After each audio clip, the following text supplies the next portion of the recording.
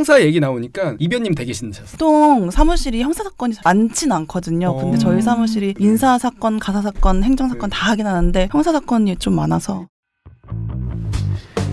유쾌, 상쾌, 통쾌한 쾌 변호사와 함께하는 시원한 법률 나들이. 자, 오늘도 기분 좋게 쾌변과 함께 가볼까요? 유쾌, 상쾌, 통쾌 쾌 변호사입니다. 안녕하세요. 꽤 작가입니다. 오늘 MS님 대신 들어왔고요. 아니 근데 저희 녹음 시작하기 전에 깨 작가님 자기 너무 아프고 힘들다고. 근데 안녕하세요 깨 작가님한테 텐션이 확 올라오셨어. 주체 못하겠네요. 오늘 일부러 자기 편집하다가 손목 나왔다고 티내려고 양쪽 손목에 아대를 끼고 왔는데 저 아대예요? 네, 저 평소에 자메이카 스타일 아닙니까? 운동할 때도 아대 안 끼는데 이번에 손목 잡아주느라고 처음 껴봤어요. 마우스 보통 오른손만 아픈데 왼손 진짜 이게 단축키 많이 쓰시나요? 맞아요. 많이 썼어요. 많이 쓰세요? 네, 이번에 그러니까 편집할 때만 많이 썼어요. 제가 다른 때는 안 쓰는데. 편집할 네. 때 써서 네. 다치신 거예요, 진짜로? 진짜로. 저희 거. 직업이 뭐 하시는 분이세요? 편집하고 계신 거 아니야? 직업과 상관없는 편집이었어요. 텐션 쫙 올리고 네, 가시죠. 네. 좋습니다. 네, 오늘은 12조를 다루신다고 하셨죠. 네, 그 12조는 대강 어떤 내용이 들어있죠? 키워드를 말하자면? 내용이 좀 많아서 좀 나눠서 한 2번에 걸쳐서 다뤄보려고 해요. 그래서 오늘 다룰 내용은 일단 신체의 자유에 대한 내용이고요. 이와 관련해서 고문 금지 조항이라든지 진술 거부권 조항이라든지 영장주의를 규정한 내용, 그리고 변호인의 조력을 받을 권리에 대해서 한번 같이. 네, 그럼 12조에는 1항부터 7항까지가 대부분 다 신체의 자유와 관련된 이야기라는 거죠? 네네. 네, 그럼 1항부터 보겠습니다. 1항. 모든 국민은 신체의 자유를 가진다. 누구든지 법률에 의하지 아니하고는 체포, 구속, 압수, 수색 또는 신문을 받지 아니하며 법률과 적법한 절차에 의하지 아니하고는 처벌, 보안 처분 또는 강제 노역을 받지 아니한다. 네, 여기까지가 1항인데요. 네네. 비슷한 단어가 굉장히 많이 나온 것 같아요. 네. 하나씩 좀 설명해 주실 수 있을까요? 먼저 체포, 구속, 압수. 체포와 구속이 어떻게 다르죠? 일단 그 체포랑 구속은 어떤 사람의 신체를 어느 곳에 이제 그러니까 가두어둔다는 의미에서는 동일한데, 체포 같은 경우는 굉장히 구속에 비해서는 일정한 공간에 일정 기간만 유치를 해준다는 의미에서 조금 더 짧은 개념이라고 보시면 되고, 구속은 일정한 장소에 계속 그러니까 쉽게 좀 쉽게 설명을 드리면 경찰서 유치장 있잖아요. 네네. 네, 그런데 잠깐 계시는 경우에는 체포일 가능성이 높고요.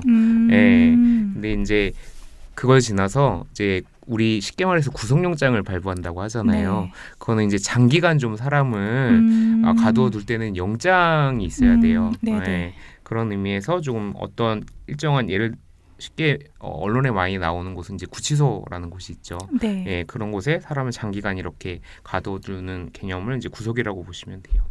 예. 유치장이랑 구치소랑 뭐가 다른가요? 유치장 같은 경우는 보통 이제 경찰서에 있는 그런 공간을 유치장이라고 하고요. 이제 구치소는 쉽게 말해서는 이제 아직 판결이 확정되지 않아서 제가 확정되지는 않았지만 그 사람들을 구금한 상태에서 구속한 상태에서 수사및 재판을 받게 해야 될 필요성이 있는 경우에 이제 영장을 청구해서 구속영장이 발부된 상태에서 구치소에서 이제 수사도 받고 검찰 조사도 받고 경찰 조사도 받고 재판도 받고 그렇게 하는 거예요.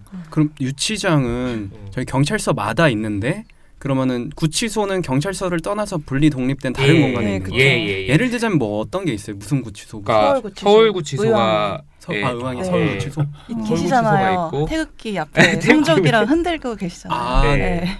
그리고 남부구치소가 있고 남부구치소. 남부에 이제 계신 대표적인 분이 금조부가 이제 남부검찰청에 있어서. 금조부가 뭐예요? 외조부도 아니고 금융조사에 하는 검찰청이 남부에 있어서 그런 관련 대기업 이제 그런 성격에 따라 가지고 구치소를 어디로 보낼 건지가 이렇게 정해지는 거예요? 방금 말한 것처럼 관할이 있어요. 남부지방법원이랑 그 서부지방법원 같은 경우는 대부분 이제 남부구치소로 가고요. 금융 관련 사건은 뭐 남부로 간다. 뭐 반드시 그런 건 아닌데 관할 구역이 관할 구역 그러니까 물리적 위치에 따른 게 더 큰 거예요. 그러니까 서울중앙지법 또는 검찰청 관할에 있는 지역은 주로 서울구치소 아까 말한 의왕으로 가고요. 근데 이름이 서울인데 왜 경기도 의왕이지? 잘 모르겠습니다. 땅값이 비싸서 뭐 의왕구치소라고 부를 수도 있겠지만 유치장에 갇히거나 구치소에 구금되면 어떻게 씻어요? 거기도 신해시설이 있어요. 유치장도 씻을 수 있어요. 네, 있어요. 그거는 해줘야 돼요. 그러면 그 씻는 동안 감시는 어떻게 하나요? 밖에서 기다리고 있지 않을까요? 문 밖에서? 유치장은 잘 모르겠는데 구치소는 들어갈 때 이제 들어갈 때 절차가 있어요. 그래서 굉장히 그 절차가 까다롭게 이루어지고 그리고 거기서 이제 제공하는 물건, 거기서 사는 물건밖에 거기 안에서 소지를 못하기 때문에 철저하게 이제 교도관들에 의해서 감시가 이루어지고. 구치소는 그러면 거의 교도소급 그렇죠. 근데 교도소는 기결수, 그러니까 판결이 이미 확정된 사람이 있는 거고 구치소는 미결수라고 하죠. 옷 갈아입는 거는 구치소부터 옷을 갈아입어야 되는 거예요. 그렇죠. 유치장도 이제 구치소처럼 미결수들이 있지만 유치장은 이제 경찰에서 구치소 아직 가기 전에 바로 체포돼서 경찰 수사 받는 도중에 구치소 가기 전에 잠깐 이제 계시는 곳이죠. 그래서 실제로 구속된 그 기간은 만약에 나중에 형이 확정돼가지고 이 사람이 뭐 형을 몇 년을 살아야 된다고 하면은 거기에 이제 빼줘요. 빼주게 되죠. 네. 그 부구만 기간을 다 산입하게 돼 있어요. 그 머그샷이라고 있잖아요. 여기 번호. 네네네. 그거는 기결 그러니까 판결 난 이후에 찍는 거예요? 아니면 그거는 미국에서 하는 거 아니에요? 우리는 없어요? 우리는 그런 거 너무 영화를 봤다. 네. 너무 미드 많이 보신 것 같은데. 체포는 아무튼 그래가지고 짧은 거다라고 생각하시면 돼요. 48시간. 구속은 이제 영장에 따라서. 그 드라마 보면은 일정 시간 안에 그 증거를 밝혀야 된다 이런 얘기 나오잖아요. 그게 48시간이라는 건가요? 그러니까 구속영장을 발부하기 전에 체포영장으로만 묶어둘 수 있는 시간이 48시간. 체포 중에 이제 영장주의라는 게 있는데 그런 거예요. 그러니까 사람의 기본적으로 신체의 자유가 있다 보니까 이거를 이제 국가 권력이나 공권력에 의해서 강제하기 위해서는 일정한 법에서 정한 절차나 그런 권한부여라는 게 필요하다는 건데 그게 이제 영장인 거거든요. 근데 이제 그런 경우 있잖아요. 사람을 되게 급하게 잡아야지 저 사람을 잡아야 되는 그런 상황이 있을 수 있잖아요. 그런 게 이제 잘 아시는 현행범 체포라는 개념이 있는 거고요. 바로 이 사람이 내가 보는 앞에서 범죄를 저질렀어. 그러면 누구라도 잡을 수 있는 거거든요. 그러니까 꼭 경찰관만 잡을 수 있는 게 아니라 나도 그 사람을 잡을 수가 있어요. 예. 근데 그럼에도 불구하고 또 뭐 그렇지 않거나 이제 막바로 이제 뭐 현행범은 아니지만 이 사람을 좀 긴급하게 체포를 해야 되는데 영장을 발부하는 데까지는 물리적인 시간이 소요가 되잖아요. 그러니까 일단은 체포를 해두고 긴급 체포를 하고 48시간 이내에는 무조건 지체 없이 영장 청구를 해서 영장을 받아야지 이 사람을 계속 구금을 할 수가 있는 거예요. 예, 그래서 그런 48시간이라는 것들이 이제 생겨나게 된 거예요. 그러면 이거는 24시간이 모자라가 아니라 48시간이 모자라가. 네, 넘어가고요. 그럼 48시간을 이제 그 유치장에다 가두고 수사를 하다가 영장이 안 나온 거예요. 그럼 이제 내보낼 거 아니에요? 그렇죠. 근데 내보냈는데 바로 또 체포해갖고 넣을 수 있어요? 그러니까 48시간의 간격을 주면 되는 거잖아요. 다른 여죄라고 하는데 그러니까 다른 별건죄가 또 있을 수 있거든요. 그런 경우들이 굉장히 많아요. 왜냐하면 보통 이게 하시는 분들이 많이 하시기 때문에 그 별건죄로 다시 할 수 있죠. 체포영장을 뭐 시간적 여유가 있다면 체포영장을 발부해서 그 사람을 체포하면 그게 제일 좋고 그러고 나서 또 이제 구속영장 발부해서 계속 드라마에서 본 것 같은데 되게 많이 나오는 것 같아요. 그 48시간. 저 생각에는 항상 잠깐 내보냈다가 바로 잡아서 다시 넣으면 되지 않나.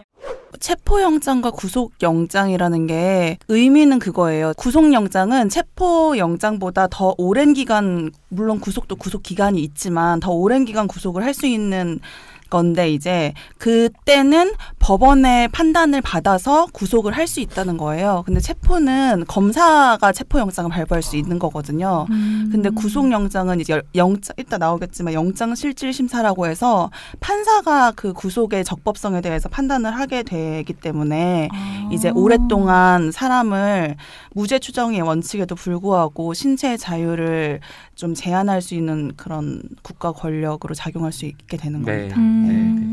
그러면 일단 1항 이어서 볼까요? 네. 그래서 지금 이제 체포와 구속의 차이는 그렇게 좀 간단하게 이해해 주시면 될 것 같고요. 네, 시간 차이인 거죠? 예, 네. 그러니까 그렇죠. 예, 시간 차이와 이제 인치하는, 그러니까 가두어둔 장소의 차이라고 보시면 될 것 같아요.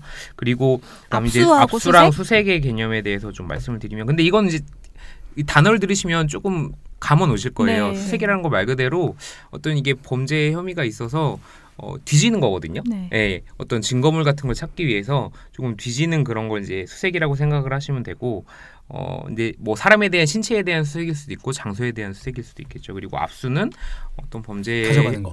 대한 맞아요. 증거물에 대해서 그 점유를 확보한다. 하여튼 가져가는 거. 쉽게 말해서 가져가는 거죠. 그걸 확보해서, 왜냐하면 이 사람 유죄를 입증하기 위한 증거물이니까 그 압수를 해서 그걸 이제 확보를 해두는 거죠. 수사기관에서는. 네, 그렇습니다. 근데 압수하면 나중에 돌려주죠. 네, 그건 원칙적으로 돌려줘야 돼요. 근데 거기에 만약 손상 났다. 예를 들어서 새거 뭐 아이폰이었는데 가져갔다. 손상 났다. 그러면 손배해줘요? 국가가 관리 잘못한 고소를 따로 국가배상 청구를 해야겠죠. 하는 경우 없을 것 같은데요. 네. 풀려난 게 너무 기뻐서. 압수하고 수색도 영장이 있어야 되는 거죠. 네. 원칙적으로는 그렇습니다. 근데 이제 긴급하게 체포한, 아까 말씀드렸듯이 그런 경우에는 이제 먼저 이제 압수를 하고 사후에 영장을 받는 경우도 있고, 뭐 예외가 조금 있긴 한데요. 네, 원칙적으로는 다 영장을 받아서 하셔야 됩니다. 네? 보안 처분. 네, 보안 처분은 아시는 개념 중에 우리 왜 소년법 있잖아요. 거기 보면은 이제 뭐 이 아이가 형사 미성년자 같은 경우는 직접적인 형사 처벌을 하기보다는 어떤 소년원에 보내서 약간 이 아이들을 교육적 목적에도 조금 이렇게 관리, 교화하는 그런 시설이잖아요. 그러니까 형사 처벌이랑은 조금 대응되는 개념인데, 약간 교육적 목적 이 조금 더 많이 강조가 된 그런 처분의 하나라고 생각을 하시면 되고, 또 이제 치료감호라고 해서 정신질환이 있어서 범죄를 하시게 되는 분들 있잖아요. 이런 분들은 형사처벌을 하는 것보다는 치료를 통해서 이분들을 이렇게 치료해서 어떤 그런 질환들을 낫게 하는 것이 사회를 위해서나 그 개인을 위해서나 도움이 된다 해서 그런 처분을 이제 치료감호 처분이라고 하는데, 이런 것들이 다 이제 보안 처분의 범위에 들어가는 것이라고 이해하시면 됩니다.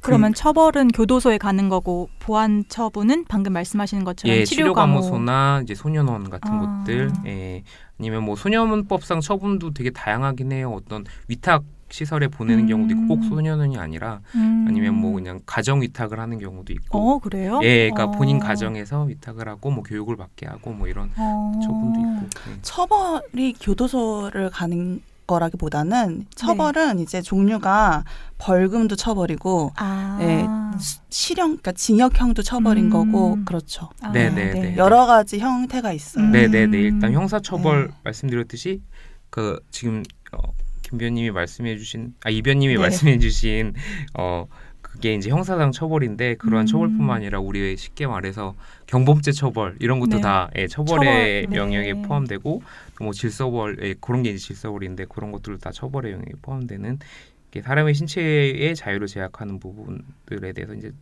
그럼 보안 처분도 처벌의 그 범위 안에 들어가 좀 다른 개념이에요. 이거는 이제 구별해서 개념을 한 거예요. 근데 보안 처분을 이제 받을 수 있는 거는 기준이 14세 미만 이런 거예요? 그렇지는 않습니까? 14세 미만, 그러니까 이제 소년법상 처분은 18세 미만 자가 대상이 되는데요.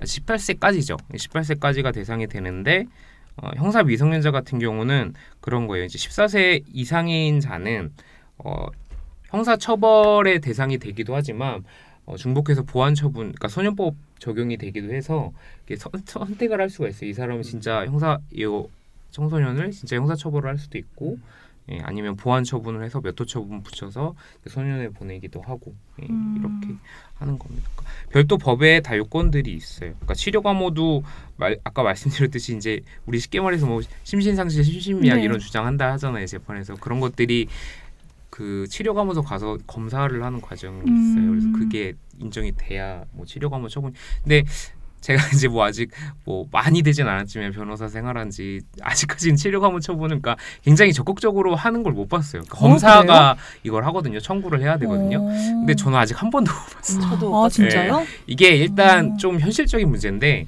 치료감호소가 많지가 않아요. 그래서 거기서 수용해서 할 지금 어떤 그런 여건이 많이 안 된다는 그런 현실적인 풀방일 때가 많다. 예.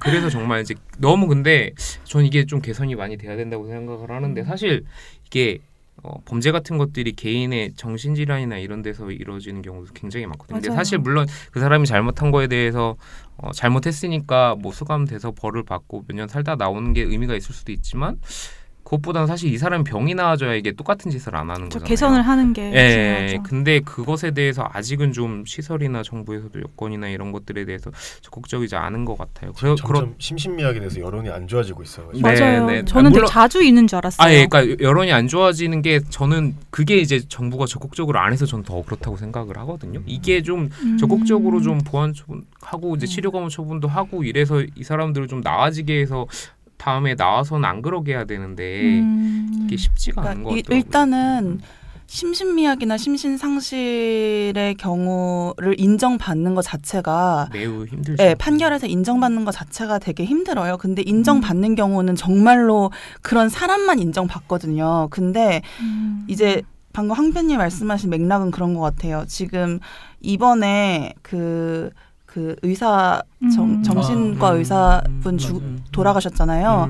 그분도 이제 그 경찰이 이제 판단 내리기는 심신질환자가 그 정신질환자가 한 행위라고 판단을 좀 일단은 경찰에서는 그렇게 파악을 한 것 같더라고요. 근데 그 사람이 조울증인데 뭐 1년이고 2년이고 병원을 예전에 되게 심한 조울증이라서 다니다가 되게 이런 관리가 안 되는 상황에서 안 다녀서 되게 그 질환이 되게 커지고 그래서 이제 다시 병원을 찾아왔을 때 그런 행위를 했는데 그게 이제 어떻게 보면 정부가 그거를 다 관리하면 그게 또 인권에 그쵸. 문제가 있고 또 안 하면은 또 그런 문제가 있고 이게 조금 더 생각해봐야 될 문제인 것 같기는 한데 지금 황변님 말씀하신 대로 일단은 심신미약이나 심신상실에 으로 판단이 돼서 그 보안 처분을 받는 치료감호 처분을 받는 경우에는 그거를 정부가 확실하게 좀 그렇게 그러니까 치료가 되도록 그 사람을 그렇게 해야 될 것 같아요, 진짜로.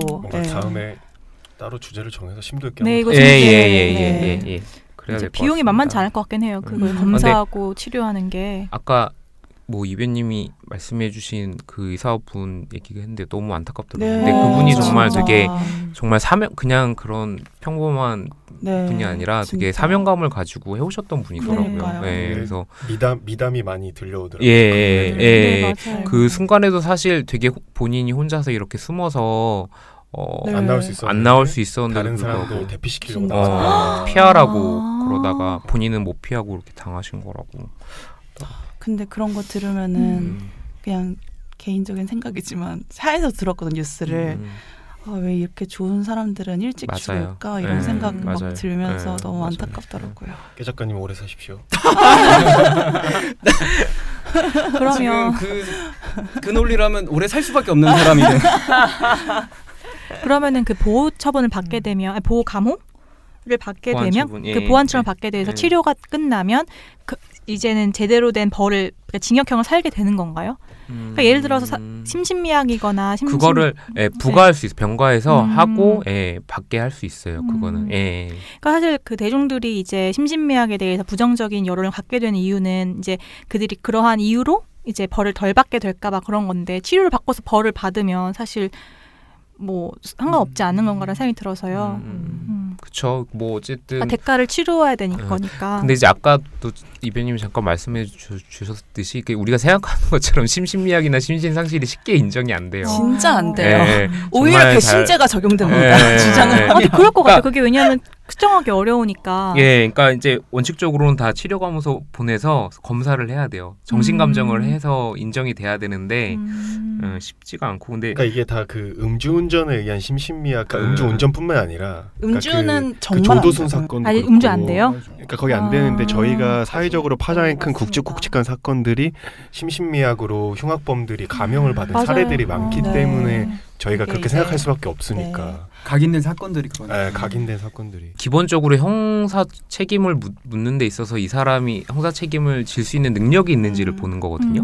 근데 이제 심신상실이라는 거는 이 사람이 그러한 책임을 질 만한 능력이 전혀 없다는 거예요. 그러니까 쉽게 말해서 그 범행 당시에 이제 그 범행을 어떤 그러니까 예측 가능성이나 그 의도를 가지고 한 거냐, 그러니까 살인도 계획 살인이냐, 우발적인 살인이냐에 따라서 또 이게 양형 기준이 달라져요. 그러니까 그거를 그 계획, 그 범행의 결과나 어떤 그런 효과를 판단할 능력이 있었냐. 이 사람이 진짜 나빠서 한 건지 아니면은 능력이나 어떤 그런 것들이 아예 있었냐. 이 사람을 그렇게 처벌하는 게 아무런 의미가 없어지는 그런 상태이면 이거는 책임을 못 묻게 하거나 아니면 감해 주는 게 맞다라는 건데요. 그러니까 이를테면 근데 이제 그게 국민 정서상으로 좀 안 맞을 수도 있겠죠. 네. 일단 뭐 요즘에는 그 음주가 적용되지 않는다니까 다행이네요. 그 거의 안 돼요. 그거는 안 돼요. 그러니까 상식적으로 생각해도 그렇죠. 가중을 해야 될 것 같아서 저도. 예전에는 그런 게 되게 너무 쉽게 인정되고 음주 감경이나 주치 감경이 주장하면 잘되고 근데 요즘 워낙 그것에 대해서도 법원에서도 되게 비합리적이다라는 인식을 다 가지고 계시고 아마 지침도 그렇게 나와 있는 걸로 알고 있어요. 음주로 심신미약 인정받는 경우는 저는 아직 한 번도 못 그리고 심지어 아마 그럴 거예요. 아마 예를 들어서 음주로 그러니까 술을 마시면 어떤 뭐 지나가는 여자를 성추행하는 습성을 가진 사람이 있다. 근데 그 다음번에 또 술을 마셨다. 또 그런 행동을 했다. 그랬는데 내가 술을 마셔가지고 정신이 없어서 그랬습니다. 이렇게 하면은 너는 예전에도 술 마시고 그렇게 해서 너는 충분히 네가 술을 마시면 그런 행동을 했다는 걸 알고 있으면서도 또 술을 마셨구나 이러면서. 맞아요. 근데 이건 저는 이제 그 국선 사건들을 많이 하는데 형사 국선 사건들을 하다 보면 정말 이분은 정신이 이상해서 그랬구나 이런 분들이 계시긴 하거든요. 저 증명이 어렵지 않아요? 근데 그거를 객관적으로 누가 봐도 이분은 좀 이상하다는 분이 있으세요. 변호사님 앞에서 쇼하는 거 아니에요? 그럴 수 있잖아요. 그럴 수 있죠. 그럴 수 그 영화 있는데, 있잖아요. 그 1급 살인인가? 옛날 영화. 그럴 수 있어요. 그럴 수 있는데 이제 원칙적으로는 그런데 이제 그게 이제 저 같은 경우는 어떻게 입증을 하냐면 이제 그런 분들은 되게 과거 되게 장기간 정신병원에 수용돼서 입원을 하셨던 기록이 있거나 그런 것들이 이제 법원 통해서 이제 사실 조회를 하면 의무 기록이나 이런 것들을 보내주거든요. 그러면 이제 과거 이 사람들의 진단 소견이나 이런 것들이 입증이 되고 그리고 객관적으로 이 사람이 하는 말이라든가 이런 것들이 누가 봐도 그렇죠. 아니 예를 들면 인정이 된 케이스들은 황대님 말씀하신 대로 과거에 그런 전력들이 계속 있었고 그리고 그렇게 해줄만 한 사건들 있잖아요. 예를 들면 뭐 이제 어떤 분이 그런 좀 약간 정신이 지능지수 되게 유아 정도로 그 정도로 이제 평가가 됐던 전력이 있고 지금 말하는 사람들은 왜 소위 그 장애인 등급을 판정받지 못한 사람들 중에서 말이죠. 그러니까 그게 조금 애매한 정도였어요. 정도인 분이었는데 이제 뭐 예를 들면 뭐 그냥 갑자기 막걸리 한 잔 마시고 지나가다가 여기에 뭐 갑자기 열려있는 차 안에 핸드폰이 놓여져 있네? 갑자기 가지고 싶은 거예요, 그게. 그래서 이제 가졌는데 갑자기 내가 너무 잘못한 것 같아. 그래서 이거를 다시 찾아주려고 그 자리에 바로 다시 왔는데 그 차가 떠나버린 거예요. 그러니까 그거를 다시 돌려주려고 몇 시간 동안 그 동네를 막 돌아다니면서 차를 찾고 이런 사람까지 처벌해야 하나. 그런 사람 정도 인정해줘도 되지 않을까요? 그런 부분이 될 수는 있겠다. 그렇죠. 그리고 이제 그래서 이제 결국에는 그 피해자도 찾아서 돌려주고 사과도 하고 처벌을 불어넣을 의사도 받고 하면은 그렇게 하면은 그렇게 형사 사건이지만 합의가 잘 되고 하면은 이제 감형이 되는 그런 상황인 거죠. 제 변호사들이 하는 게 인정하시면 합의 빨리 하세요. 이게 이제 합의하십시오. 그럼 이제 2항으로 넘어갈까요? 네. 이제 1항 한 건가요? 네, 이제 1항 했습니다. 오늘 4항까지 못 갈 것 같습니다. 오늘 한 3항까지. 네, 일단 3항부터 볼까요? 저희? 네, 3항이 1항이랑 연관이 좀 네네, 것 같아서. 아까 얘기랑 아까 좀 얘기를 하던 거에 이어서. 네, 그럼 3항을 먼저 보도록 하겠습니다. 이거 제12조 3항 체포, 구속, 압수 또는 수색을 할 때에는 적법한 절차에 따라 검사의 신청에 의하여 법관이 발부한 영장을 제시하여야 한다. 다만 현행 범인인 경우와 장기 3년 이상의 형에 해당하는 죄를 범하고 도피 또는 증거인멸의 염려가 있을 때에는 사후의 영장을 청구할 수 있다. 현행범 얘기 아까 해주셨고 네. 3년 넘는 건 뭐가 있죠? 살인죄, 뭐 강도죄 같은 경우도 강간도 3년 이상 중범죄 같은 거. 예. 소위 말하는 중범죄는 다 여기에 해당이 되고요. 이게 이제 사망이 영장주의에 관련한 규정이에요. 아까 말씀드렸듯이 원칙적으로 신체의 자유에 대해서 국가가 공권력에 의해서 강제를 하면 안 되거든요. 자유가 있는 거니까. 근데 이제 그렇게 예외적으로 사람의 신체에 대해서 구속을 하거나 체포를 하거나 이럴 때는 영장을 반드시 받아서 해야 된다는 그런 내용입니다. 좀 이건 다른 생뚱맞은 질문이긴 한데 네, 도피가 나와 있잖아요. 네. 근데 실제로 교도소에서 탈출하는 케이스가 있었나요? 그 예전에 신창원도 그 이후로는 없었나요? 최근에는 뭐 이렇게 기사화된 거는 없었던 것 같고. 자스민님 몇 년 됐? 그런 경우 최근에 신문 기사 제가 본 것 중에는 그런 경우는 많이 있는 것 같아요. 그러니까 이게 이제 불구속 상태, 그러니까 자유롭게 이제 집에서 왔다 갔다 하면서 재판을 받다가 1심 선고를 하면서 실형이 선고되는 경우들이 있어요. 그러면 이제 법정에서 바로 법정 구속. 네, 맞죠. 네, 법정 구속이에요. 법정에서 구속하는 경우가 있는데 그 경우에 간간히 법정 경위를 지고 도망가는 경우들이 있어요. 바로 잡히겠네요. 근데 안 잡히고 이렇게 하는 경우들도 있어서 무슨 달리기 선수가 아니라면은 거기서 눈앞에서 진짜 힘든데 힘드셨죠? 그러니까 인간의 본능인가 봐요, 그게. 그렇죠, 무서울 수 있죠. 근데 이제 법정 구속되면 진짜 좀 대습스러겠다. 뭐 A라는 사람이 그 법정 구속은 아주 실형이 바로 나왔어요.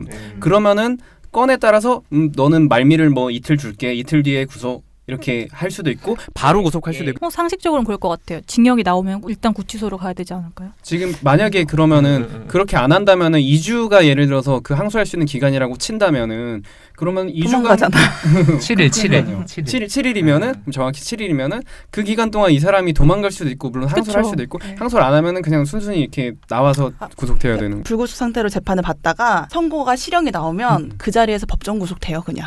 구치소로 가는 거죠. 네. 그날 구치소로 가요. 다만 그 사람이 그 항소를 그 구치소에서 7일 내에 하게 되면은 그 2심에서 또 다른 결과가 나올 수는 있겠지만 2심에서 이제 구속 상태로 재판을 받게 됐는데 만약에 2심에서 뭐 사실관계가 바뀌어서 뭐 보석 신청을 한다던가 피해자랑 합의했고 내가 건강이 안 좋다던가 뭐 이런 식으로 보석 신청을 했는데 받아들여지면 나와서 또 불구속 상태에서 나와서 재판 받을 수가 있고 그리고 또 이제 나와서 재판 받다가 또 보석이 취소되면 또 들어가야 되고. 최근에 뭐 그런 경우도 있어요. 계시잖아요. 황제 보석이라고 해서 막 여론이 안 좋아서 청원 올라오고. 그래서 들어가셨잖아요. 맞아요. 네. 그래서 그 구치소의 미결 수용자들의 최대의 그 약간 뭐라고 하지? 그 회장님들 돈 많으신 분들의 최대의 관심사는 보석이 또 하나의 최대의 관심사거든요. 재판 결과도 결과인데 이 보석이 어떻게 될 것인가에 대해서 굉장히 변호사 비용도 많이 쓰시고 굉장히. 근데 제가 예를 들어서 합의를 받았어요. 그러면은 할 때 보석을 받는 그 요건은 뭐 이를테면 아프다거나 아파서 예를 들면 밖에서 치료가 필요한 거 그 황제 보석 그 회장님 같은 경우에는 그 경우였던 것 같고 그리고 뭐 사실관계가 좀 달라져서 뭐 피해자들이랑 다 합의가 됐고 뭐 좀 그런 판사가 또 판단을 해요, 그거를. 내가 1년 살다가 아파서 보석돼서 나왔어. 그러면은 그 치료 받고 끝나면 다시 돌아가서 2년 또 나머지 채워야 되는 거죠. 근데 그게 보석이라는 거는 형이 확정되지 않은 미결 수용자인 경우에 불구속으로 재판을 받게 할 수 있는 게 보석인 거거든요. 그러니까 기결수 같은 경우에는 형이 확정됐을 때 잖아요. 그럼 보석이 안 돼요, 그때는? 그쵸. 몰랐네요. 근데 1심에서 유죄해서 구치소 갇혔는데 3심 가서 되게 무죄 판별이 나거나 아니면은 내가 재판을 1심, 2심, 3심까지 가면은 한 1, 2년 걸리잖아요. 근데 예를 들어 구속이 징역이 1년 나왔으면 나는 이미 1년 이상 살았으니까 2년씩 돈 달라 국가배상 이렇게. 진짜 빡치겠다. 그런 경우에는 그러니까 내가 살던 중에 그러니까 재판 진행 중에 1심에서 선고된 형량이 도과되면 이제 보통 실무적으로는 그 재판부에서 직권으로 구속 취소 결정을 해요. 그래서 나가서 1심에서는 근데 1심에서는 1년이 나왔는데 1년이 나와서 1년 살고 있는데 3심까지 갔는데 1년보다 짧게 나올 수 있죠. 와, 그럼 진짜 2심까지는 다 그게 더 넘게 나왔는데 반대의 경우도 있어요. 1심에서는 적게 나왔다가 검사가 항소를 하면 더 높게 항소심에서 선고가 될 수도 있거든요. 영장 근데 이게 법원에서 발부하는 거긴 한데 법관이 직권으로 영장을 발부할 수는 없어요. 그러니까 무조건 검사가 청구를 해야 되는 거거든요. 영장법원 따로 있잖아요. 법원 안에 영장 전담 재판부가 있고요. 네, 보통 그래요. 네. 그래서 그렇게 영장 실질 심사라고 하는. 그러니까 맞춰서. 법원에서는 영장 실질 심사라고 하고 검찰에서는 구속 전 피의자 신문이라고 하는데 이게 약간 근데 양 기관의 약간 기싸움을 여기서도 볼 수 있는데 법원에서는 왜 영장 실질 심사라는 표현을 쓰냐면 자기네들이 영장을 심사하는 기관이니까 영장 실질 심사라는 표현을 쓰는 거고 검찰에서는 무슨 우리가 청구를 하는 거고 그냥 구속 전에 피의자에 대해서 신문을 하는 거다. 자기 입장으로. 약간 그렇게 약간. 근데 변호사들은 네. 다 영장 실질이라고 하죠. 보통 그래요. 판사가 네. 판단하는 거니까. 그래서 이제 근데 이게 이제 검찰의 권한으로 영장 청구를 할 수 있도록 한 게 처음에 이제 1962년에 박정희 전 대통령이 이제 쿠데타 통해서 집권하면서 그때 처음으로 이제 헌법 개정하면서 들어온 거예요. 그 전에는 그냥 법관이 발부할 수 있다라고 되어 있었거든요. 처음 재헌헌법에서는. 근데 이제 그때부터 이제 쭉 이제 이어져 온 거고 이게 검찰 권한의 강화와 연결되어 있다 이런 것들. 약간 검찰의 손을 약간 올려준 그런. 그렇죠. 이제 검찰 어찌됐든 검사가 신청을 해야 판사가 판단을 하게 되는 거고 법관이 직권으로 발부할 수는 없는 거니까. 그래서 약간 수색영장과 관련해서 막 인터넷 보면은 길거리에 가다가 이제 경찰관이 뭐 신분증 좀 보여주세요 했을 때 이제 수색영장 있냐고 물어보고 수색영장 없으면은 신분증 안 보여줘도 된다. 그래요? 네. 근데 수색영장은 아니고. 말씀하세요. 그 이제 불신 검문이라고 해서 어떤 이제 그 할 수 있는 경우가 있어요. 예를 들면.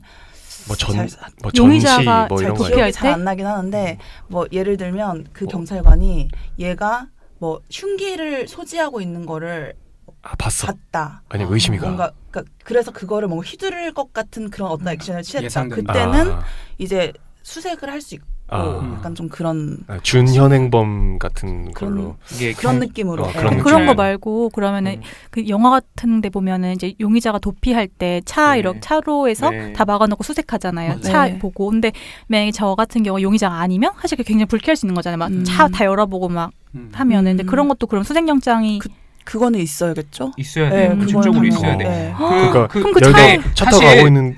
사실 근데 우리 되게 일상에서 많이 맞닥뜨리는 것 중에 우리 음주 측정하잖아요. 맞아요. 이게 근데 판례가 있어요. 음주 측정이. 생각을 해보세요. 이게 차량을 일단 다 세워놓고 불라고 강제를 하는 거잖아요. 맞아요. 신체에 대해서 자유에 대해서 구속을 하는 거 어떻게 보면 제한을 하는 건데. 그러면 사실 영장이 있어야 되는 게 원칙이거든요. 그래요? 저는 아닌 것 같아요. 왜냐면 그거는 이제 음주를 하는지 안 하는지 검사하는 거잖아요. 왜냐면 음주가 범죄이고. 근데 음주 측정을 하라고 나라에서 강제하는 거잖아요. 왜냐면 측정을 해야지 음주인지 아닌지 알 수 있으니까. 그러니까 물론 그런데, 그러니까 그런 거잖아요. 그러니까 아까도 말씀드렸듯이 원칙적으로는 국가가 개인의 신체 자유에 대해서 침해를 하면 안 되는 거예요. 명령을 할 수가 없는 거죠. 강제 처분을 하려고 하면 원칙적으로 영장을 다 받아서 하라는 게 이제 헌법의 정신인 거거든요. 근데 이제 이거에 대해서 이제 어떤 사람이 이제 문제 제기를 한 거예요. 헌법재판소까지 갔어. 그래서 나의 신체의 자유를 침해한다. 왜 음주 측정을 강제하냐 이래가지고. 근데 이게 뭐 사실 현실적으로 이걸 위헌을 때릴 수는 없을 거 아니에요. 음주운전 하는 건 아니고요. 진짜 불쾌해서. 그 사람이 했겠죠. 했으니까 그렇겠죠.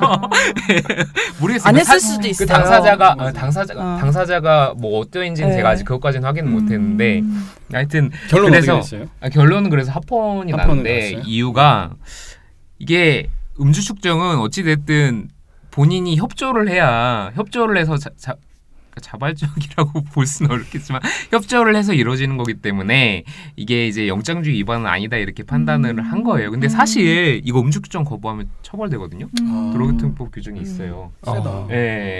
그래서 처벌이 되면 이게 사실상 강제를 하는 거잖아요. 불응하면 처벌되는데 그게 조금 불합리한 면이 있죠. 간접 감제이긴 하지만 그거를 사회적 안정성을 위해서 그렇죠. 약간 어떻게 보면 그런 현실적인 좀 부분들에 대해 판단을 한 거라고 사실 봐야겠죠. 이런 형법이나 어떤 법률을 정할 때 이제 원칙으로 돌아가면 지금 제가 생각한 건데 헌법에서 보면 항상 공익과 사익을 비교 형량하게 되어 있는 조항이 있잖아요. 그런 걸 보면 음주 측정을 그냥 그렇게 생각할 수 있지 않을까요? 그러니까 그렇죠. 약간 공익이 크다. 왜냐하면 음주 측정을 해서 단속을 해야 될 필요성이 있긴 하니까. 그리고 그거를 대해서. 미리 영장을 받아서 여기서 할 그쵸. 것이다 알려주면 네, 누가 거기서 그러니까요. 그러니까. 맞아요. 맞아요. 요즘에 그 앱 있잖아요. 알려주는? 앱에서 어디에서 아. 측정하고 있는지 앱에서 떠요. 근데 그거가 확실해요 정보가? 그거는 쓰시려고요? 본인의 판단에 맡기는 거죠. 안전벨트도 마찬가지잖아요. 사실은 그것도 어쨌든 신체를 구속 어쨌든 불편하게 하는 거니까. 안전벨트도 굉장히 저는 큰 이슈라고 생각해요. 저는 안전벨트는 잘 모르겠어요. 강제할 수 있는 건지. 네, 아까 그 말씀드렸던 아까 잠깐 이 변호사님이 말씀하셨던 불신검문에 대해서 경찰관 직무집행법에 근거 규정이 있어요. 맞아. 네, 그래서 요건을 어떻게 이렇게 설치를 하고 있냐면 수상한 행동이나 그 밖의 주의 사정을 합리적으로 판단하여 볼 때 어떠한 죄를 범하였거나 범하려 하고 있다고 의심할 만한 상당한 이유가 있는 사람. 이게 되게 재량이 되게 애매하네. 보이죠. 예. 그리고 이미 행하여진 생긴 게 수상해. 그러니까 약간 그런 거예요.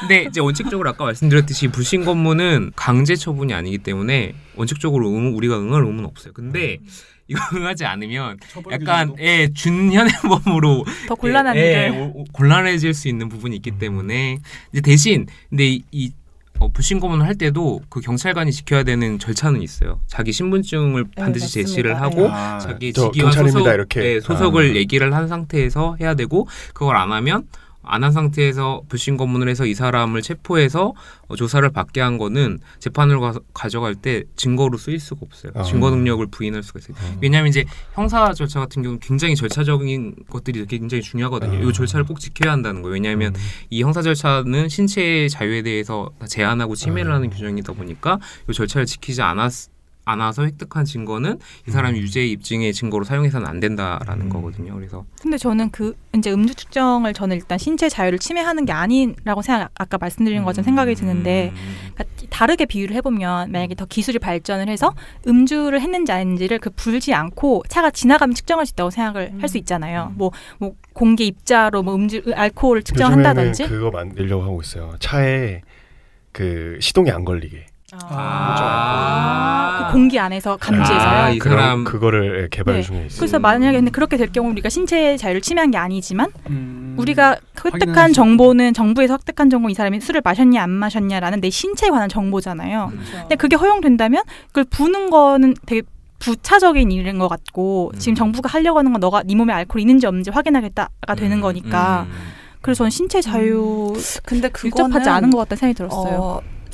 우리가 고속도로 갈 때 가속 측정이나 네. 이런 거 있잖아요. 카메라. 그러면은 보면은 꼭 거기에 알려줘요. 과속, 뭐 신호 위반을 위한 카메라가 달려 있다는 거를 알려주거든요. 어떤 CCTV나 측정기 같은 거를 몰래 이렇게 설치할 수는 없어요. 네, 그렇죠. 몰래 할 수는 없죠. 네. 그런 식으로 그런 것도 어떻게 보면은 내 초상권이나 어떤 내 정보 이런 것들을 국가가 관리하고 어떻게 뭐 강제로 어떻게 포착하는 거기 때문에 나의 어떤 자유권을 침해하는 행위이거든요. 그 과속 카메라 관련된 일화가 있어요. 예전에는 과속 카메라 딱 찍으면 조수석이랑 운전석이 다 나왔어요. 근데 거기서 바람피다 걸린 거예요. 사생활의 침해죠. 어떻게 보면. 그래서 요즘에는 조수석 모자이크 돼서 나와요.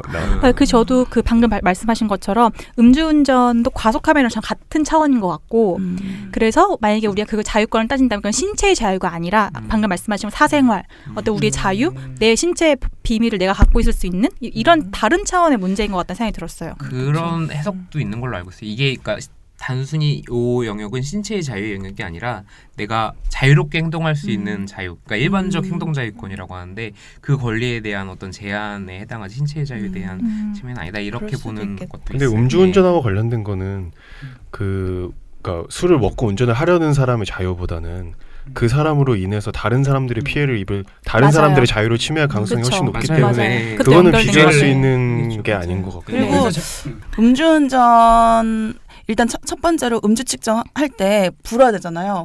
이거 그리고 얼마 이상의 그 압력으로 불어야 음. 되잖아요. 네. 그 첫 번째로 그런데 이제 그 불기가 싫다. 나는 불어서는 정확한 측정 농도가 그 나올지 않을 것 같아서 좀 더 정확하게 하고 싶어 하면은 이거 체열을 하거든요. 그거는 엄연한 신체의 자유를 침해하는 행위죠. 예.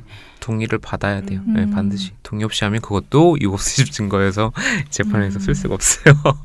네. 힘드네요. 네네. 네, 저는 수사하는 사람 입장에서 힘들지만 이제 기본적으로 이제 유죄 입증의 책임은 국가가 있다라는 거고 피고인 스스로 자기의 무죄를 입증할 책임은 없다라는 게 이제 형사소송법의 대원칙입니다. 그래서 우리 얘기를 하다 보니까 너무 길어졌는데 네. 오늘은 뭐 여기까지 하고요. 네, 그래서 오늘 제 12조에서 1항하고 3항만 다뤘는데요. 다음 시간에 2항, 4항 그리고 나머지 7항까지 네. 다루는 걸로 반응이 할게요. 좋으시면 뒷부분 올라오고요. 아, 그렇네요. 반응이 안 좋으면 더 안 할 거예요. 재밌으면 호응해 주세요. 오늘도 들어주셔서 감사합니다. 네. 감사합니다. 오늘 방송 잘 들으셨나요? 가시기 전에 구독, 즐겨찾기, 좋아요 그리고 하트 잊지 마시고요. 댓글도 좀 남겨주세요. 그럼 다음 시간에도 캐변과 함께하러 와주실 거죠? 아 그리고요 혹시 사연 보내실 게 있으면 콜로열 빵빵 COOLAWYER00 gmail.com으로 보내주세요.